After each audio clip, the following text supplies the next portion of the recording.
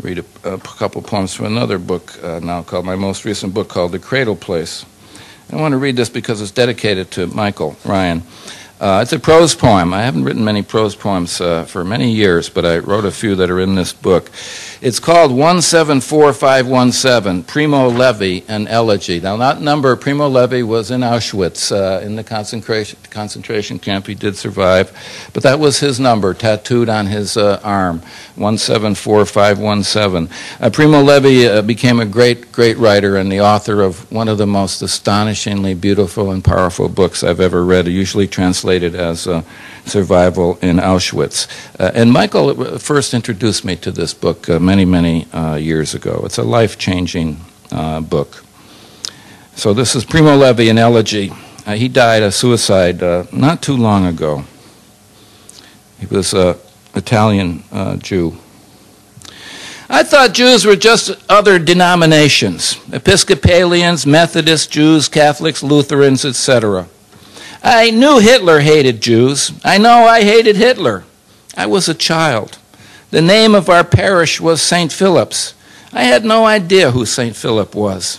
In confirmation class, I was asked the name of a Jewish cleric, and I said, a rabbit. I like to play with words. I like to read words. I like the sound of words in novels and poems and history books. I like to read sentences. I read and read. I did other things too, but I read hundreds and hundreds of books. Many years passed. One day my friend said to me, you should read this book. He reads a lot of books too. He said he and his wife were reading your book to each other every night out loud. They lived deep in the country in a farmhouse on a red hill. They were very broke during those years, reading your book aloud to each other. When they finally got a little money, they moved, and my friend said he felt compelled as they were leaving the house for the last time to open the cabinet beneath the kitchen sink. Wrapped around the drain pipe was a long, thick, gray snake trying to warm himself. I read your book, and I read it aloud, too, in my own lonely house. I read it for myself, for my friends, and for that snake.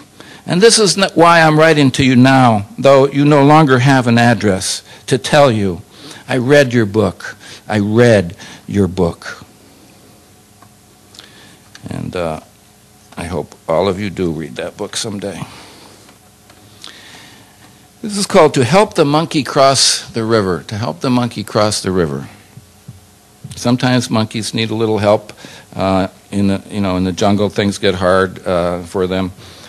To help the monkey cross the river, which he must cross by swimming for fruits and nuts, to help him, I sit with my rifle on a platform high in a tree, same side of the river as the hungry monkey. How does this assist him? When he swims for it, I look first upriver. Predators move faster with the current than against it. If a crocodile is aimed from upriver to eat the monkey, and an anaconda from downriver burns with the same ambition, I do the math, algebra, angles, rate of monkey, croc, and snake speed, and if it looks as though the anaconda or the croc will reach the monkey before he attains the river's far bank, I raise my rifle and fire 1, 2, 3, even 4 times into the river just behind the monkey to hurry him up a little. Shoot the snake, the crocodile, they're just doing their jobs. But the monkey has little hands like a child's, and the smart ones in a cage can be taught to smile. I read that poem at a high school class summer ago, and a kid asked me afterwards, said, is that poem about being a parent, And I thought about it. I said, you know what? It is. That wasn't the specific content, but you gotta let your kids go a little bit, but you also got to give them a kick in the butt once in a while. And you got to keep your eye on them, and they don't know you got your eye on them. It's tricky business. This is called The Happy Majority. It has an epigraph by P.T. Barnum, the great American circus guy.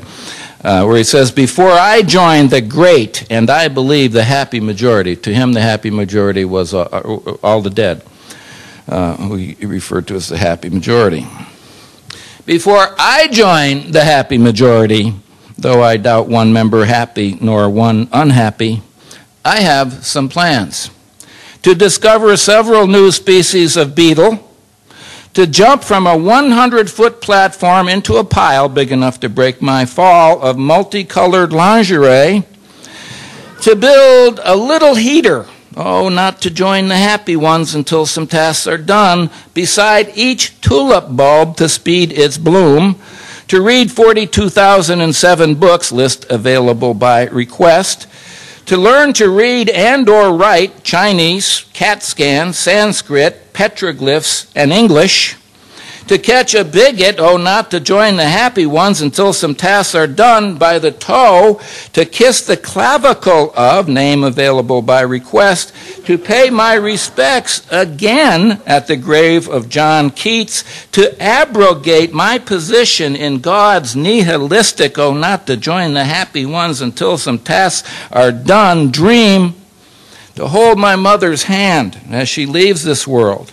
to lay my hand upon my father's heart as he does likewise, and my daughter to be glad I was her father, as I exit also in 100 years or so from the conscious to the